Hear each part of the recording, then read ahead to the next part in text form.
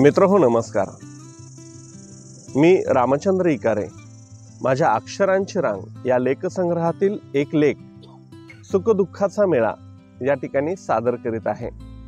नकळत डोकावतात जीवनात पाऊस वेळा, नकळत डोकावतात जीवनात पाऊस वेळा, थेंबा थेंबातून दिसतो सुखदुःखाचा मेळा, सुखदुःखाचा मेळा।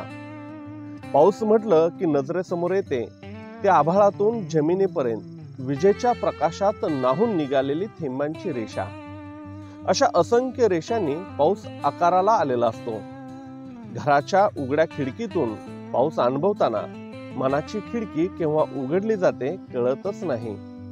रानातल्या ओल्याशा रोपट्याला भिजवणारा पाऊस तेवढ्याच तन्मयतेने आमचं मनही सुखावून टाकतो।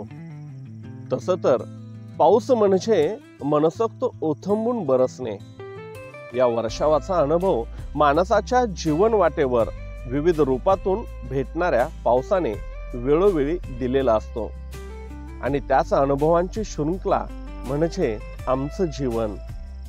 बालपणातील निरागसतेतून सुरू झालेला प्रवास याच निरागस नटण्या बागडण्याच्या दिवसात नकळत होत गेलेल्या अनेक गोष्टींचं कौतुक होतं आणि मग पडतो चॉकलेटचा पाऊस।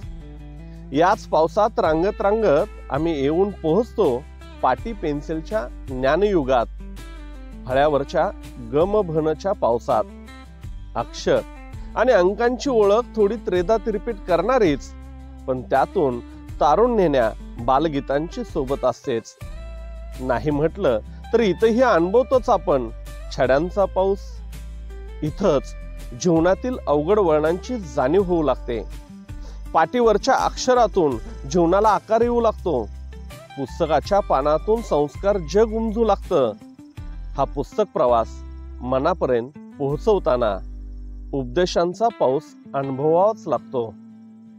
पण याच उपदेशाचा सार आम्हाला दाखवित असतो यशाचा मार्ग। याच मार्गावरून परिश्रमपूर्वक केलेल्या वाटचालीतून गवसत असते यशशिखर। मग मात्र उपदेशांची जागा घेतलेली असते प्रेम, माया, वात्सल्यातून बरसणाऱ्या कौतुकाच्या पावसाने। हा पाऊस मात्र हवा हवासा वाटत असतो। अपयशाच्या अंधारातून यशाच्या प्रकाशात आल्यानंतरचा हा पाऊस असतो। नेमक्या यावेळीच एक नवीन जीवन अध्याय सुरू होतो। चातकासारखी वाट पाहणारी आपल्या आयुष्यात प्रवेशते आणि मग सुरू होतो प्रेम फुलांचा सुगंधी पाऊस। सोबतीला स्वप्नांची मालिका। ही स्वप्नांची मालिका परावर्तित होते संसार, घरटं, चिमणी पाखरं या प्रतिमांमध्ये। ही वाटचाल मात्र माणसाला पोक्तपणाची देणगी घेऊन आलेली असते। याच देणगीतून जीवनातले चढ उतार जवळून अनुभवण्याची आणि हाताळण्याची संधी प्रारब्ध देत असतं। या साऱ्याच संधी हाताळताना कोणताही विजेचा कडकडाट न करता सुरू असतो कर्तव्यांचा पाऊस। हा पाऊस मात्र मानवी जीवनातील दीर्घांक असतो। अविरतपणे पडणाऱ्या या पावसातूनच जीवन सरत असते। अनेकदा दमल्याची जाणीवही होत असते, पण कर्तव्यपूर्तीचं समाधानही इथंच लाभते। अशातच जीवन सरू लागते। जीव ही विसावतो, मग मात्र या विसावल्या जीवास तारत असतो स्वप्नांचा पाऊस। कर्तव्यातून थकलेले हात आता मात्र थरथरू लागतात।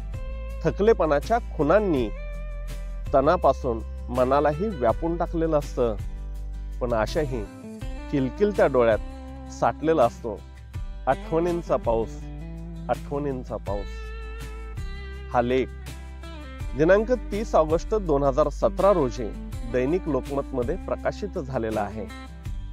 धन्यवाद।